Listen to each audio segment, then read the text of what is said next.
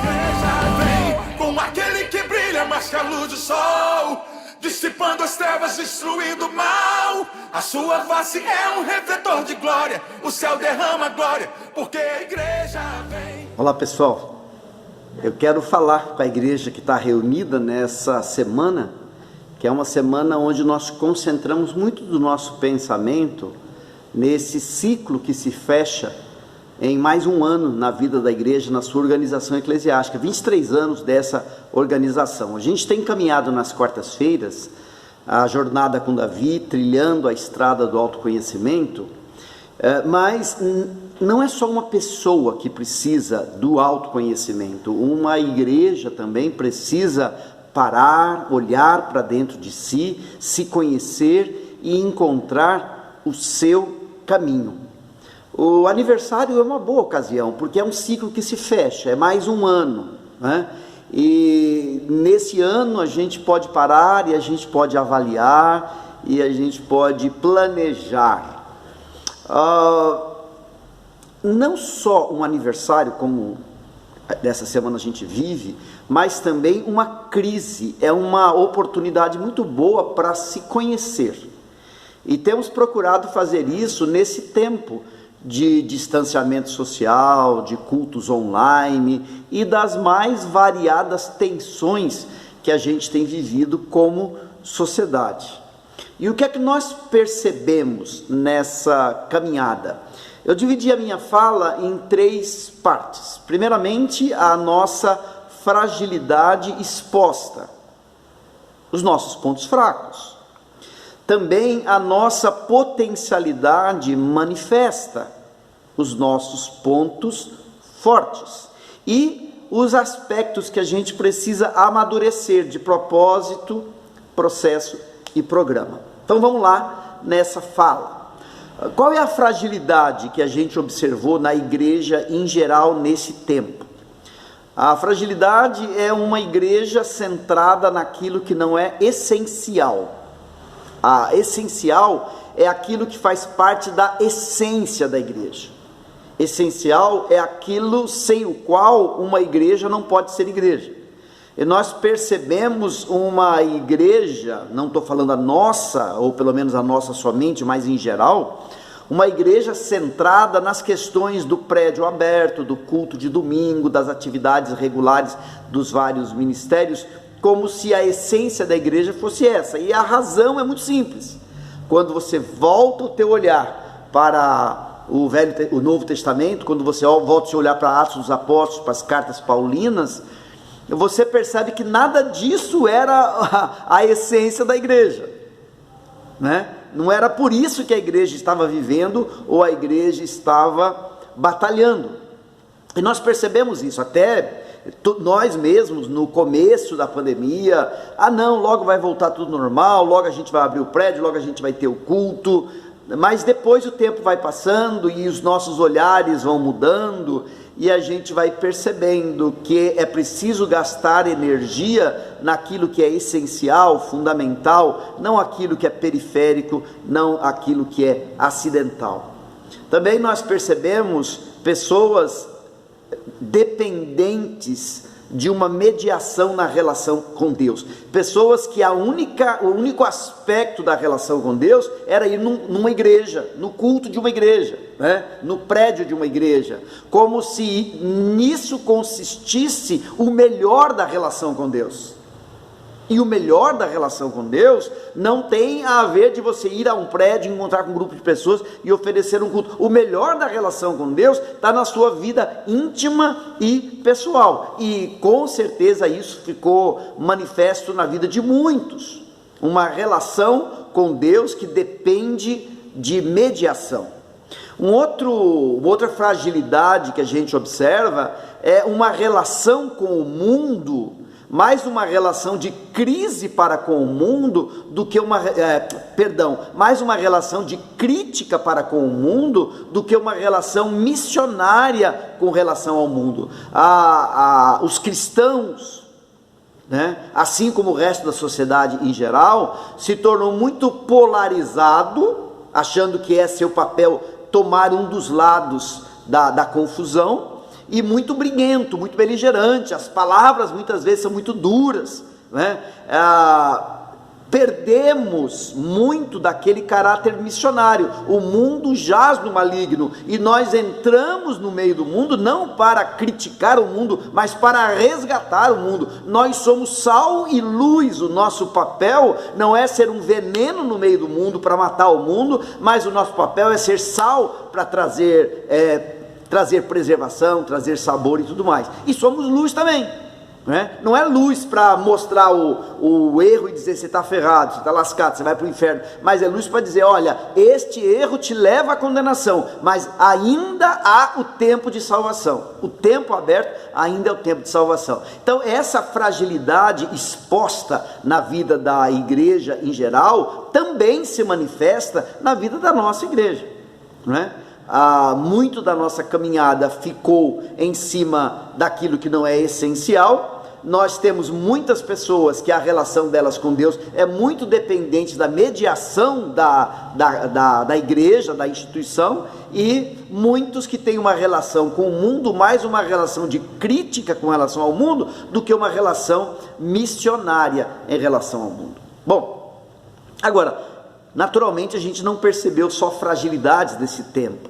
Existe uma potencialidade que se manifestou também nesse tempo. E eu diria que uma das potencialidades é isso que está acontecendo com a gente aqui agora. Eu estou aqui falando, gravei, estou gravando numa segunda-feira, você vai ouvir isso numa quarta-feira, e você vai poder ouvir isso através de rede social, e você vai poder ouvir quantas vezes você quiser ouvir, e se daqui para quarta-feira eu morrer, você vai poder ouvir do mesmo jeito. É uma potencialidade isso, de pessoas de vários lugares poderem se conectar, poderem falar, poderem ouvir, poderem comungar, de podermos participar de estudos vários, de lives, de coisas e tal. Então os encontros virtuais é uma potencialidade desse tempo. Ele não é um problema, ele pode se tornar um problema sim, se nós não soubermos usá-los, mas ele é uma potencialidade. Uma outra potencialidade é que percebemos que a comunhão do corpo está além da reunião do corpo.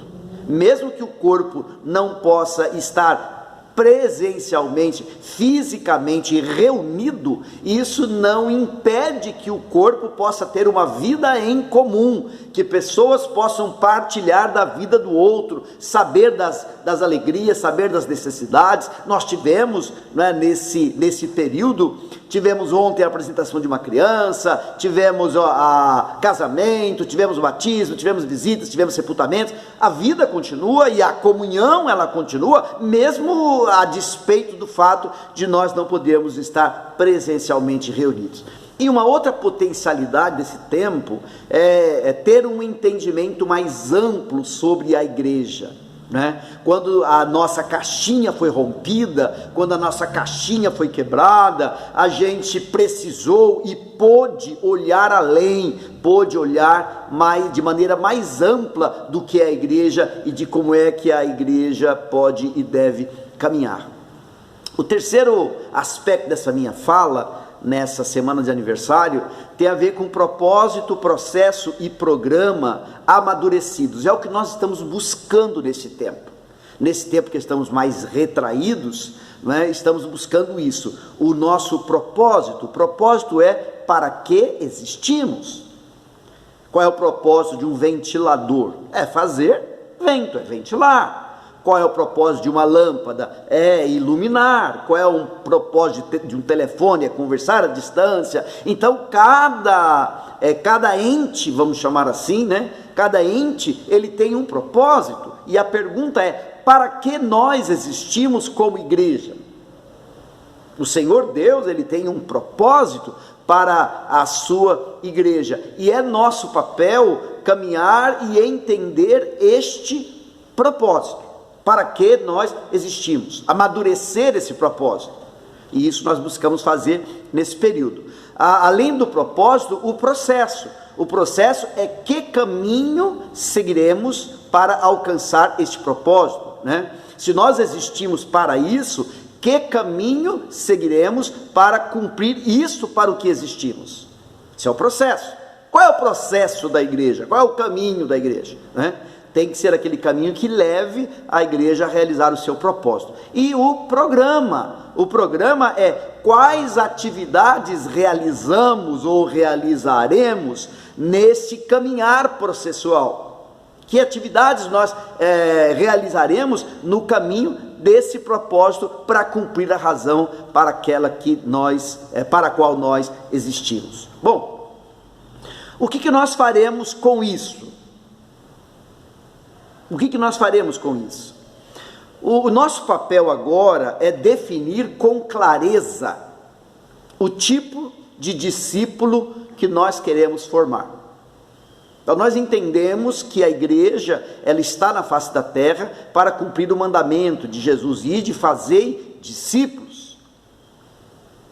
Quem são os discípulos? São as pessoas que elas não eram seguidoras de Cristo, e elas não estavam sendo modeladas conforme Cristo, eram pessoas que estavam vivendo a vida em geral, e essas pessoas, a cabeça delas, na visão delas, na mente delas, elas tinham que viver a vida, mas quando elas tomam consciência de quem é Cristo, então elas dizem, eu preciso viver a vida seguindo os passos de Cristo. Isso é ser um discípulo, eu preciso me tornar mais parecido com Cristo, e isso é ser um discípulo. Então nós precisamos definir com clareza o tipo de discípulo que nós queremos formar.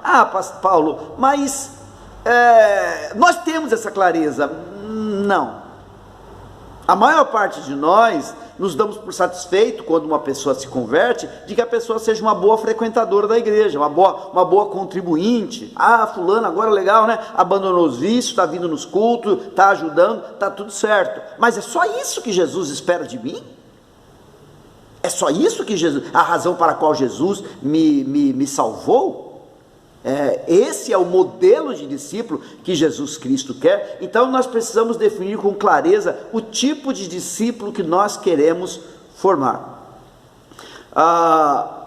Veja, eu usei o verbo formar e não gerar, porque a igreja, ela não gera discípulos. Os discípulos só podem ser gerados por obra do Espírito Santo.